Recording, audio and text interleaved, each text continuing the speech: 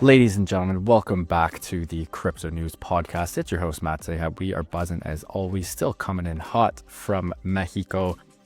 Lovely week of weather. Very, very grateful to be here. My friends, my family have texted me who are still in Toronto where I normally reside. And it's been a bit of a cold one. Don't know what it is for our American listeners in Fahrenheit. For the rest of the world, had a couple minus 20 days, which is absolute no bueno. So feeling extra grateful today.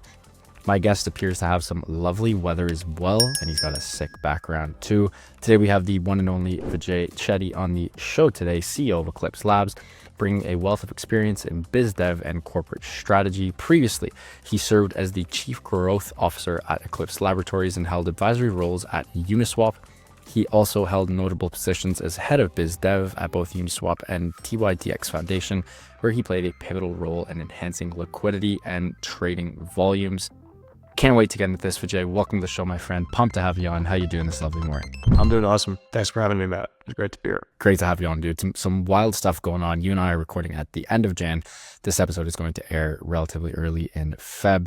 Talk of the town this weekend was Deepseek. I messed around with it a bunch. I mean, I'm sure all of my data and everything else is in the hands of our friends across the pond. Not that that matters. I'm sure OpenAI does the exact same shit on the home soil and takes all our data and use it as well. But it was pretty freaking wild. I had a blast doing it.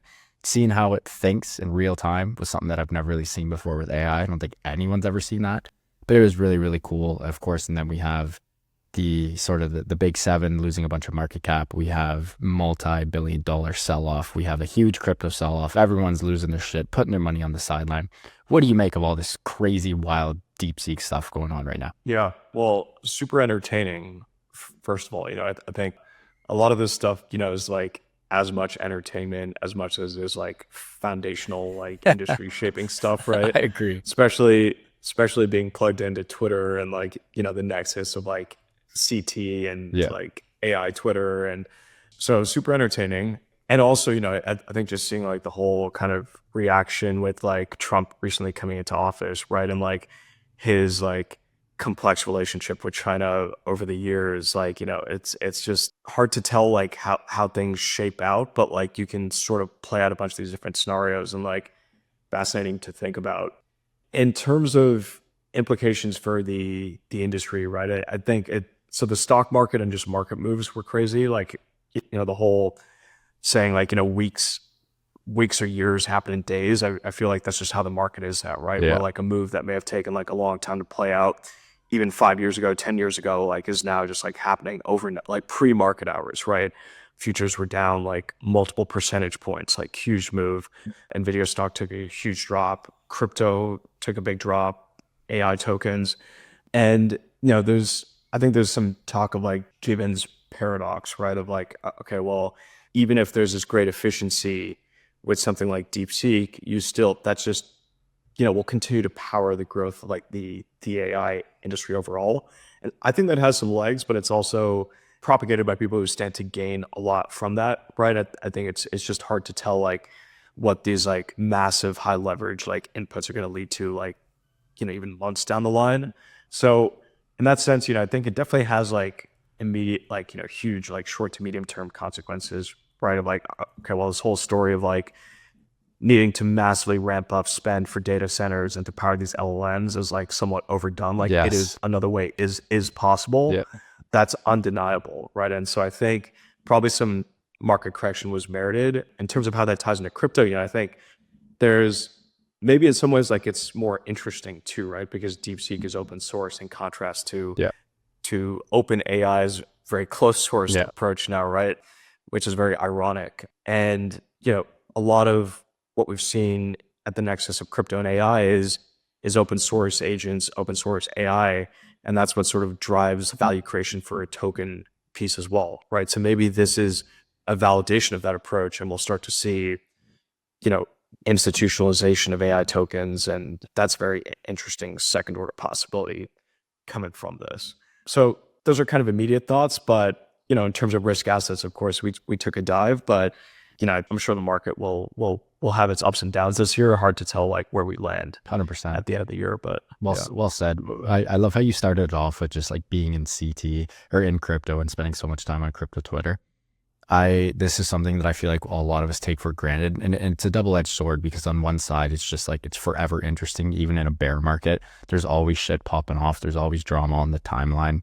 It's just so interesting. Like, I always tell my friends, like, if you lock me in a room with like, I like to fast as well, if you just lock me in a room with some water, maybe some electrolytes, and a good internet connection, and I cannot do anything but scroll Twitter or X all day long, like, I'm the happiest guy in the world. And yeah, that's good and bad. But how much fun have you had, like, moving from TradFi to Web3 to the crypto world, and just sort of segue that into, like, is it not just, it seems like a bit of a, like a movie, like a simulation sometimes, like every day there's just wild shit happening. You have, like, the founder of Vine last week comes on and says, yeah, fuck it, I'm gonna launch a meme coin, like, goes parabolic, TradFi covers it. Like, I feel like we live in an amusement park. Yeah, yeah. I joined crypto in 2015 when CT was even barely a thing. Yeah. Right? People weren't even sure, like, how do you get distribution for what we're talking about here? And, like, people were going on Reddit forums, and, like, the Ripple team where I first joined after Wall Street was, back then it was just like, you just kind of spray to pray, right? You're like, okay, we'll ramp up on Reddit forums and, like, YouTube. And YouTube's still big. In some ways, I think it's, like, still much more mainstream distribution than CT. But it's been wild to be a part of that evolution of CT, and, like, how it's become its own kind of, like, hardcore community in a way, which I think is both, like, a good thing and a bad thing, right? But I think for me, like, coming into the industry, it was, like, very clear that, even in 2015, it was very clear that everything was going to become, like, some version of technology, right? Even so, I was an investor at BlackRock, right? And we were starting to implement, like, these things called model portfolios and AI portfolios, and, like basically being able to systematize, like, human decision making and sort of, like, these iterative ways. Interesting. And so it's clear that technology, and then crypto as kind of a more kind of attuned or accelerated version of that, was going to take over, right? And I think I was interested in crypto because it was this interesting nexus of, like, markets, which I knew very well, technology, which I had a strong interest in, and then sort of legal and, like, societal coordination, which is always just, like, a fascinating subject area. And, like, being able to bring all three of those into, like, one system and, like, one sort of substrate was super interesting, right? And so I kind of took this markets experience I had and carved out, like, a path for myself in this space. And, like, it was just a lot more, not only a lot more exciting, but I think a much more interesting test bed to, like work through these ideas of, like, how should markets work? How can we make markets more efficient? And to be a part of, like, a market that was just, like, moving much more quickly, much more efficiently, and what that meant, right? And part of it is entertainment value. Part of it is, you sort of bring in more potential for speculation. And then part of it is, like, the consequences of that, right? Yeah. Provides an interesting bootstrapping mechanism for these projects to become way bigger. And so I think we've seen all that play out, and CT, of course, has, like, played a pivotal role in that, right? That's sort of, like, the attention forum. It's the town square. There's no other industry. Exactly. There's no other industry in the world that has one singular town square. Like, yeah, there's some TikTok influencers. Yeah, there's some YouTube people, but, like, it all happens on Twitter. It all happens on X. I don't know one other industry where it all, maybe like the Roblox and the Gen Z gaming with them on Discord. But even then, like, a lot of that shit happens on TikTok. A lot of that shit happens within the platform itself. Whereas I think crypto is the only industry where it's like, if you're not on Twitter, you really can't succeed. Like, sort of wild. Yeah, totally. Sort of wild. And that applies both as a builder as well as, like, being in the market, right? It's like you have to be in there on both sides. Like, that also kind of acts as, like the token component acts as, like, a scoreboard in a way to the whole, like, attention economy, right? Which is, like, the most extreme dialed in version compared to, there's other attention forums like TikTok and others, right? But they don't, you sort of have these second order, like, scoreboards of, like, number of followers and, like the number of ads someone might do and stuff like that, right? But it's much more legible in crypto. And so I think, kind of leads to people just continuing to look inwards in that town square. But I think in some ways, like, what I'm excited about in this current kind of climate we're in is, like, the potential to also open up that town square a bit, right? And, like, get outside of, like, these core forum that we've been in too, right? And, like, continue to build and grow it, but, like, expand it. Because the reality is, like, it's still this kind of group of maybe 10, 20,000 people. That's true. And there's potential for it to be so much larger too. And so I think, how do we do that? What forums does it happen in? Like, is it YouTube, going back to Reddit, TikTok, Instagram, TBD? And of course, what happens as attention gets split across all these different forums too? Hard to say. Yeah, well said. Super, super cool. I mean, heck, we could buzz on this forever. Let's jump into Eclipse here. Super, super interesting. Again, I don't want to say I used to be, I guess I did. I used to love ETH, and I still love Ethereum, but I feel like I'm one of those bandwagoners who have just like seen so much ETH slander on the timeline, and then have not seen my ETH bags grow, and have seen my Solana bags grow, and just the user experience, the usability, the seamlessness, the speed of Solana. It's so much easier. Heck, even just onboarding friends, the Web2 normies too, and they're like, hey man, I want to trade some shitcoins. What do I do? I just sort of send the same little copy and paste thing to all my friends, and if they want to get on ETH, it's the same thing except with MetaMask, and if they want to get on Solana, it's the same thing with Phantom or one of the wallets. And all of my Web2 friends have such a more pleasurable and efficient experience on Solana. And then fast forward to Eclipse, you guys are literally combining like the best two things of each, which is Solana's speed and Ethereum's liquidity, which I absolutely love. I guess just to kick this off, give us the elevator pitch, the TLDR, and then I'll come at you with some good stuff to get into the nitty gritty here. Yeah, sure thing. So I think you put it well. Eclipse in a nutshell is Solana on Ethereum. So the speed and performance of Solana with the liquidity and network effects and security of Ethereum. So you get the best of all worlds with Eclipse. And basically, if you're a developer that's deploying to Eclipse, you can think of deploying to Eclipse in a very similar way to deploying to Solana, where you code in Rust, but your user base and asset base is Ethereum users.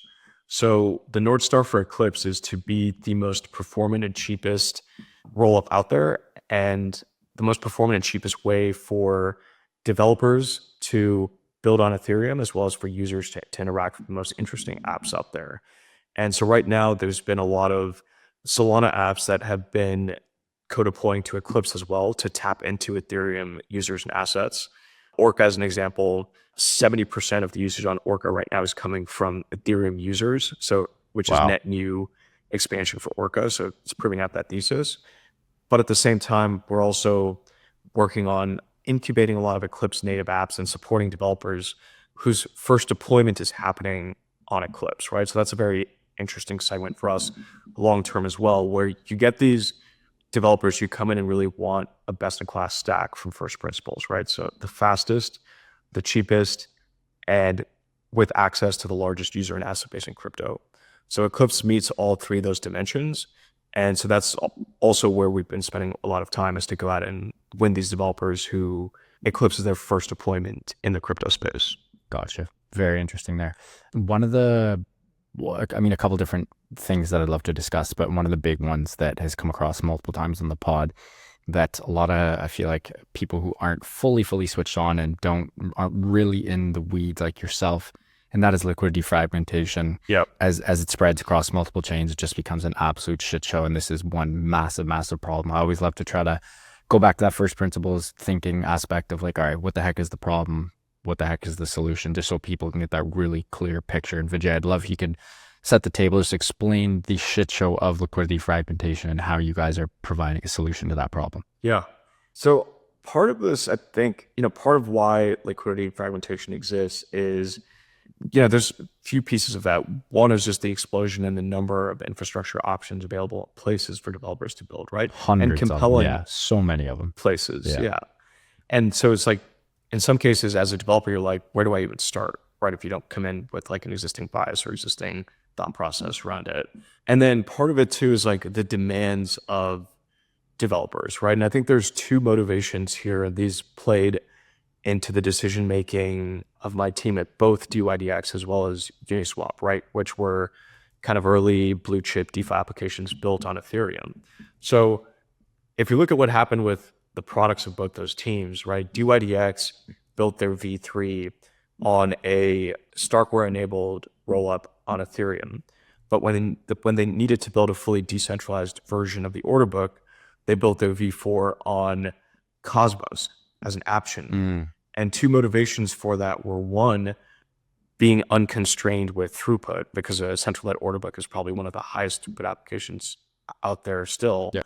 And then two is being able to capture the economics of the value the app creates, right? So redirect kind of the trading fees and the MEV equivalent value back to users to have that kind of user and economic alignment.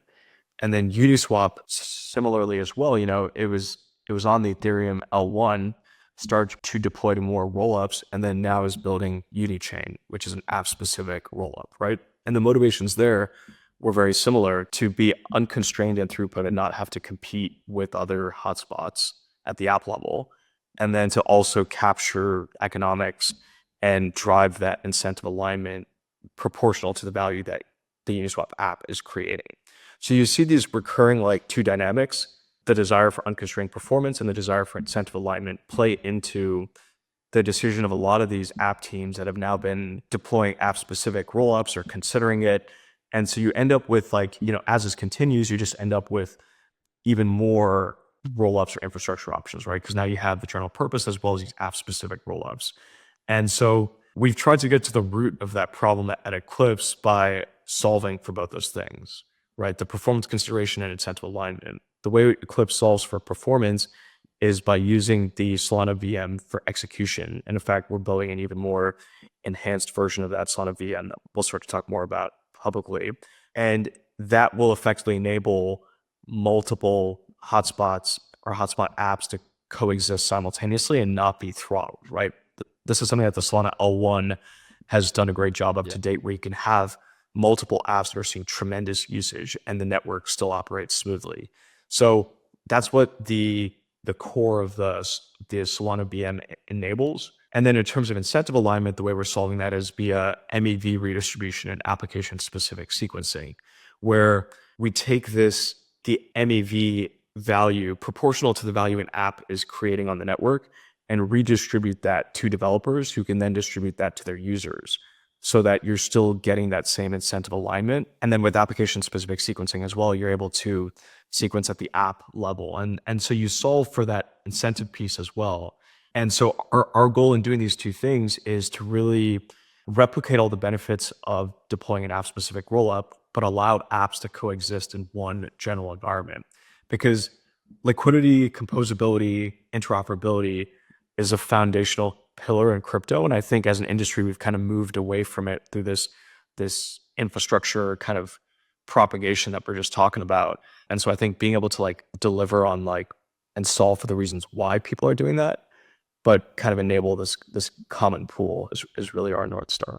Well said. I mean, I hear the blockchain trilemma so often. Like, you're always trying to figure it out. What is it? Speed, scalability, and speed, scalability, and security. Yeah. Yes. It's like, it always comes down to it. No one has created that masterful one. And I still think about like the long-term future, where is it going to be like more TradFi-esque, where it's just sort of one thing that does it all, or can we have this interoperable blockchain world where we have the best of Ethereum and the best of Solana?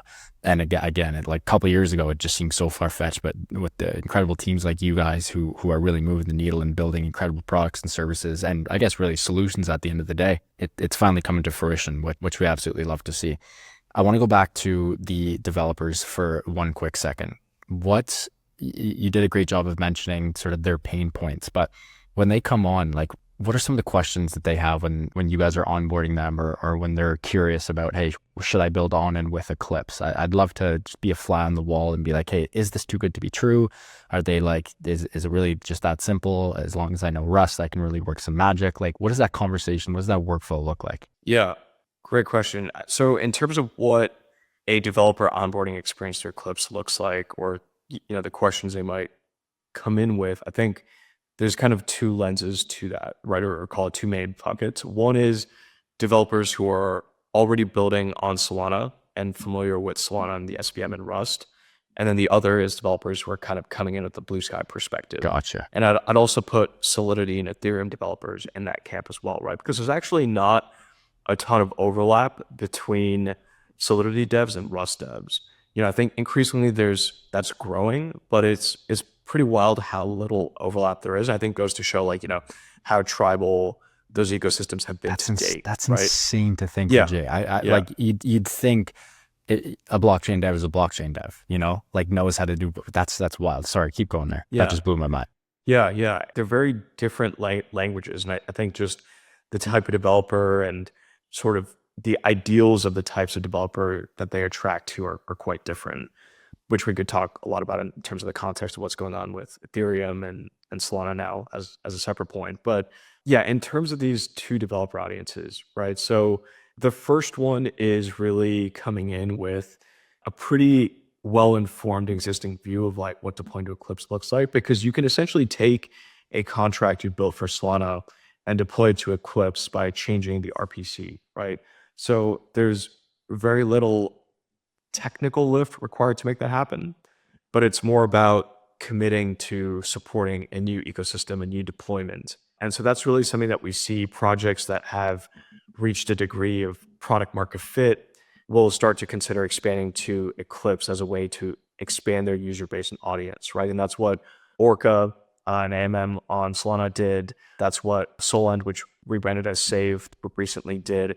Is these are products, blue chip Solana apps that have been around for a while that are now expanding to Ethereum users and assets, right? And I think this value proposition of like tapping into a whole other user base that in many ways is still an order of magnitude larger than what's on Solana, right?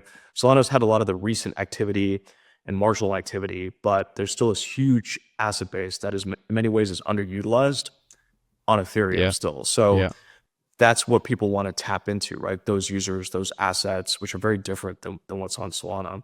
And so what we're finding now even is like a lot of apps that are coming out to launch now, say they haven't launched on Solana yet, but they're looking at co-deploying to both Eclipse and Solana, right? Because this value proposition has become much more well-established and understood. So that's in the first camp, right? And those developers know Rust. They are, call it, coming in much warmer. And then the second camp is, call it these more blue sky developers who either don't know Rust and maybe even are coming from within the blockchain space, like Ethereum and Solidity, or they're coming in from Web 2, right? And I think what's interesting about Rust as like the backbone language is that Rust is like hugely popular in Web 2. Yeah. So there's a lot of great devs who have built great products, want to build great products that have the tool set and are just looking for the right opportunity, the right solution to enable them to do that. So that's where we can really pitch Eclipse from first principles as this best-in-class stack, right? Where they can build in Rust, which they know. They can tap into extremely high throughput at a very low cost and get access to the user and asset base on Ethereum. So that's a value proposition that like we break down from first principles for that audience, right? And I think Ethereum devs get it, but it's particularly, call it, new positioning for like these developers in Web 2 who maybe haven't been exposed to the crypto space yet.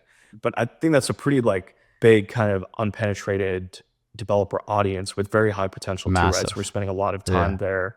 We're doing, a very high touch incubation effort. And we've been working with a lot of these types of teams that are deploying to Eclipse as their first deployment, which is something that, we're really bullish on longer term. And then zooming out, I think when we're talking to developers more generally, there's a couple of key things that we highlight, right? And Eclipse has been on mainnet for more than a couple of months now. So we're able to show production metrics, which I think is something that's seems to be pretty rare in this like token before mainnet meta that we're in now, right?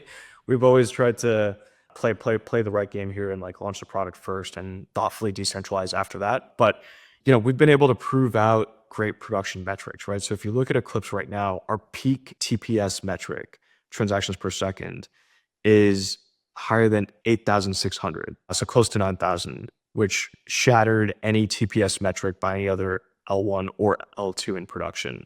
And this is due to a couple of consumer apps on Eclipse that have been seeing a lot of organic usage.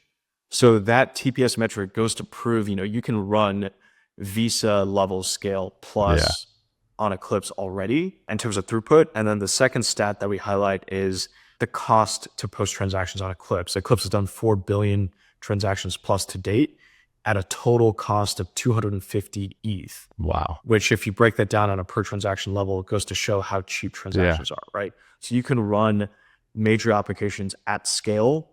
And that's really the kind of the value prop that Eclipse has always had since day one. And so being able to point to that in production has allowed us to really speak to what developers are looking for. That's amazing. I absolutely love that. Vijay, you're on a roll here, my friend. We do need to take a quick break. Huge shout out to our sponsor of the show, Prime XPT. When we get back, we are going to take a quick dive into trading and capital markets impact and the institutional involvement within the Eclipse ecosystem. Until then, huge shout out to Prime XPT, longtime friends and longtime sponsors of the Crypto News Pod. We love the team at Prime XPT as they offer a robust trading system for both beginners and professional traders. It doesn't matter if you're a rookie or a vet.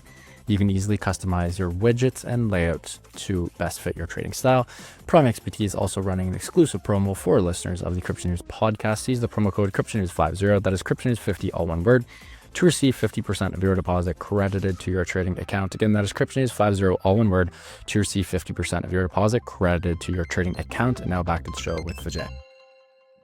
Let's jump into some trading and capital markets, maybe for the degens, I guess. Let's just call it how it is for the folks who want to know, hey, why Eclipse here? Tons of cross-chain ARB opportunities, of course, with the speed of Solana and the liquidity of Ethereum and taking advantage of the SVM-based apps. So you got to give me the TLDR on this. Why is the impact of trading and capital markets so huge on Eclipse? Yeah, the degens are always the early adopters. Always. Right, so first patient, Yeah, it's, and like a lot of us in the team are degens ourselves, right, and very personally active. And so, we very much bring that mentality into like how we're thinking about the ecosystem and building up products and trying to do that in a sustainable way as well, of course. But from a trading and capital markets perspective, right, like, and trading has always been like the foundation of everything in crypto, 100%. right? Like, we call it DeFi to talk specifically about financial apps, but even if you look at social, gaming, DePIN, everything has this kind of capital markets aspect because most things have a token or will have a token, right? And so you sort of get this You're trading financialization. You're trading something at the end of the day. Exactly. Yeah. And there's like so many interesting ways to think about that value, like depending on what the product is, right? So I think in that sense, like, it's just really enabling asset issuance and providing even like developer tooling, front end tooling to make administration of tokens and liquidity around them easier is like kind of a table stakes thing, right? So we have some tools that enable this in the Eclipse ecosystem. But then beyond that, DeFi is obviously a foundation for everything, right? You got to have liquid money markets, credit markets, spot trading, and ideally derivatives trading markets as well. So right now we have category leaders live in each one of those, or we'll soon have a team that's live. So for example, in spot trading on AMMs, there's Orca, which is a Solana app, as well as Invariant. Yeah. So we sort of, in each of these categories, like we have a existing blue chip Solana app, as well as an Eclipse native app for each of the DeFi primitives, right? And so having this foundation enables us to kind of support everything else, right? So for example, if you look at the Eclipse product, we're the Solana VM, or we're using the Solana VM, which settles to Ethereum and posts data to Celestia, right? So because of that, we sit at this very interesting intersection of these blue chip assets like Sol, ETH, and TIA. So for each of the primitives, those are often the markets that we see a lot of organic usage and interest in early on. And there's adjacent assets like staked TIA or like LSTs and LRTs for ETH and the equivalent for Sol that are seeing a lot of early traction on Eclipse. And so we see a big opportunity to make Eclipse the home for Sol ETH DeFi, right? So crossing those two markets, the arbitrage opportunities across the various kind of permutations of those markets, as well as LRT5, right? So of course, ETH has a huge LRT ecosystem, Sol versioning as well. So we actually launched the first, kind of the industry first of what we're calling the unified restaking token, which basically is an aggregation of all the LRTs out there. So it's like an LRT index token where you can deposit any LRT that you have from EtherFi or RentoFi, et cetera. And you get this URT or unified restaking token, which is basically an index that aggregates yield across all the other LRTs. That's wild. So by depositing that collateral and getting that LRT index token, that's your way of ensuring that you're getting the most yield on your LRT assets as possible. So that's kind of an example of what we're doing to really encourage and foster that trading and capital markets ecosystem around these assets that are seeing a lot of interest. So ETH, SOL, and TIA. And that token is called tETH, the URT I mentioned. And then we're rolling out a similar version of that for SOL in the next few months here as well. So stuff like that really helps to bring in this kind of trader and capital markets audience, both the degens as well as these larger institutions that may have a 9-figure bag of an LRT as an example and want to maximize yield on it. So it's a very interesting convergence of both sides of the spectrum, right? The degen retail as well as the more established institutional players. That's insane. Vijay, what an episode. This was, I got some homework to do, man. This was very enlightening and very eye-opening, which we love to see here. Any news popping off over the next couple of weeks? And again, this is going to air early to mid-Feb, but any news, any new products, services that you guys are launching that you'd like to drop, some new, fresh, hot news on the Crypto News Pod before we let you go here today, my friend? Yeah, we've got a few exciting developments over the next few weeks. So first is, we continue to see crazy interest in TurboTap, which is a tapping game on Eclipse. And we'll be rolling out quests through the tapping game as well. So that'll be happening, I think by the time this pod is live, there should be a whole series of those. So, encourage people to check it out and give us feedback. And that'll really showcase the wide range and availability of apps that are on Eclipse right now.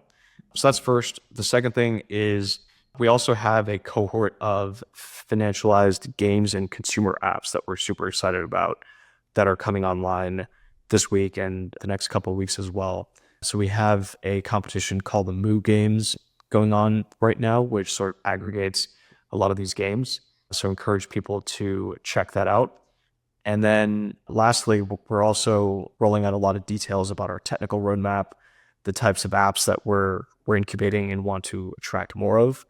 And so we'll be publishing a lot of content about that in the next couple of weeks as well. Amazing. And last thing before we let you go, where can our listeners find you personally and Eclipse online and on socials? Yep. So you guys can find us on Twitter. The Eclipse handle is at EclipseFND. And then my Twitter handle is at 0x Liquidity. LIT. So good. Liquidity. So good. Crossover. Yeah, so that's probably the best place to find us and reach out to us. Feel free to message us, share thoughts or feedback, ideas. We're always open. And then of course you can join the Eclipse Discord, and then you can find content about us on the Eclipse blog website, which is www.eclipse.xyz. And we also have some content on YouTube and other channels as well. Unreal. Folks, what an episode with Vijay Chetty, CEO of Eclipse Labs, touching on the Ethereum's first SVM L2 and combining Solana speed with Ethereum's liquidity. We jumped into everything Eclipse, liquidity, fragmentation, some developer interest, trading and capital market interest, you name it, we touched it, the blockchain trilemma. Huge shout out to Vijay and the team for making this happen. What an unreal epi. If you guys enjoyed this one, I hope you did. Please do subscribe. It would mean the world to my team and I. Speaking of the team, love you guys. Thank you so much for everything. Could not be here without you. And back to the listeners, keep on growing those bags and keep on staying healthy, wealthy, and happy. Love you guys. Thanks for tuning in, and we'll see you on the next one. Ciao.